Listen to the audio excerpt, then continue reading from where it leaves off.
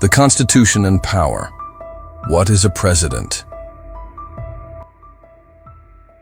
But before we start to get into the video, please support us by like, share, and subscribe to this channel so that we can provide new insights and knowledge about world history. Thank you. The office of the President of the United States stands as one of the most visible and powerful political roles in the world today.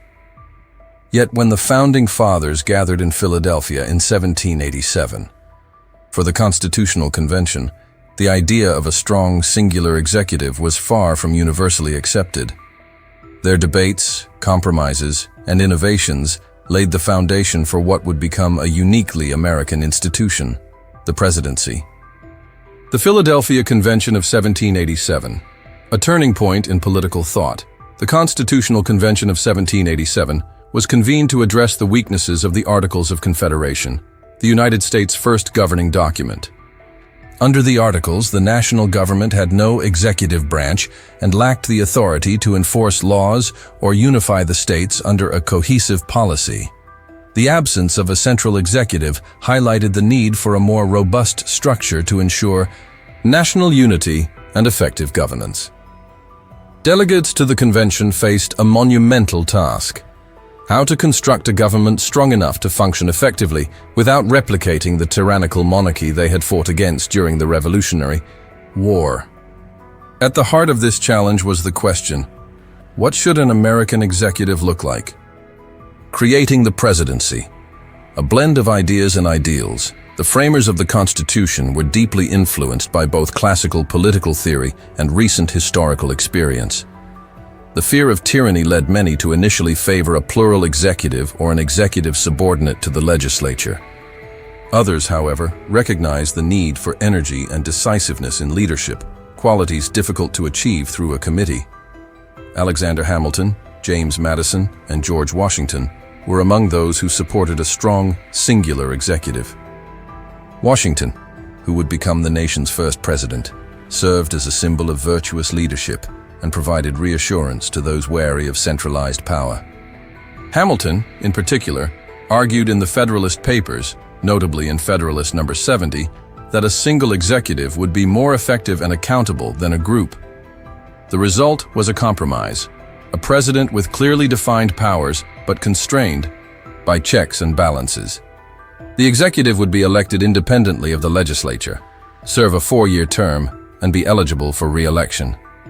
The president would act as commander-in-chief of the armed forces, negotiate treaties with Senate approval, appoint officials, and have the power to veto legislation.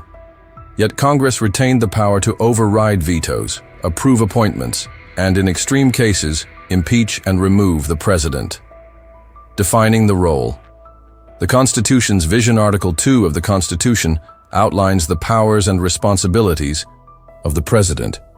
It is deliberately less detailed than Article 1, which describes the legislative branch, leaving room for interpretation and evolution.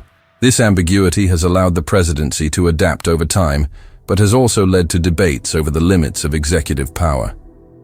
The president's primary responsibility is to take care that the laws be faithfully executed. This charge, though seemingly straightforward, grants the president substantial discretion in enforcing federal laws. Additionally, the Constitution grants the president the authority to grant pardons, convene special sessions of Congress, and receive ambassadors. Crucially, the president is also the symbolic head of state, representing the unity and identity of the nation. This dual role, as both chief executive and ceremonial leader, has contributed to the office's growing prominence over the centuries. Evolution of the presidency. From Washington to modern times, George Washington set numerous precedents as the first president, including the tradition of a peaceful transfer of power and the establishment of a cabinet. He also voluntarily stepped down after 2 terms, a standard followed until Franklin D. Roosevelt's 4-term presidency led to the 22nd Amendment, which officially limited presidents to 2 terms.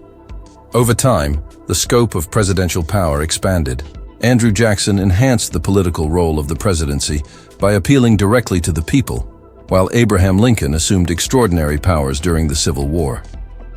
The 20th century saw further growth, particularly under presidents like Theodore Roosevelt, Franklin D. Roosevelt, and Lyndon B. Johnson, who used the office to enact sweeping domestic reforms. In times of crisis, war, economic depression, terrorism, the presidency has often become the focal point of national action. While this centralization can enhance efficiency and coherence, it also raises concerns about the erosion of checks and balances. Checks and balances, guardrails of democracy. The founders designed the U.S. Constitution with a system of checks and balances to prevent any one branch from becoming too powerful. The president may propose legislation and veto bills, but only Congress can make laws and control the budget. The judiciary can review the constitutionality of executive actions, as seen in landmark Supreme Court cases. Impeachment is perhaps the most dramatic check on presidential power. The House of Representatives has the authority to impeach, and the Senate conducts the trial. Though few presidents have been impeached and none removed through this process, the mechanism underscores the principle that no one is above the law. Moreover, the president's power is tempered by political realities. Public opinion, media, scrutiny, and opposition parties serve as informal but powerful constraints. A president must build coalitions, negotiate, and often compromise to achieve policy goals. The presidency. Today, continuity and change. Today's presidency is a complex institution supported by a vast executive bureaucracy. Modern presidents must navigate a globalized world, instantaneous media coverage, and intense political polarization. They are expected to be not only policymakers but also moral leaders, crisis managers, and global diplomats.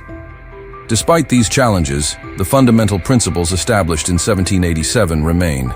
The president is still elected by the people, through the Electoral College, still limited by law, and still accountable to the public. Debates over executive authority, transparency, and the balance of power continue, reflecting the dynamic nature of the office. Conclusion. The enduring legacy of the 1787 Convention, the Constitutional Convention of 1787, produced a document that has guided the United States for over 2 centuries. In crafting the presidency, the framers combined caution with ambition, creating an office capable of both strong leadership and responsible governance. The President of the United States is not a monarch, nor a mere administrator, but a unique blend of democratic accountability and executive power. As the world changes and new challenges emerge, the presidency will continue to evolve. Yet, its foundation remains rooted in the vision of those who met in Philadelphia, a leader who serves the people, respects the Constitution, and upholds the principles of a free republic.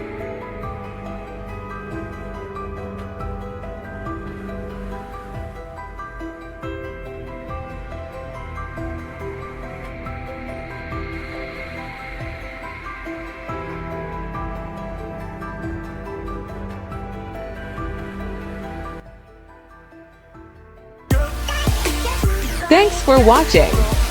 Please like, share and subscribe if you like videos like this. Thank you.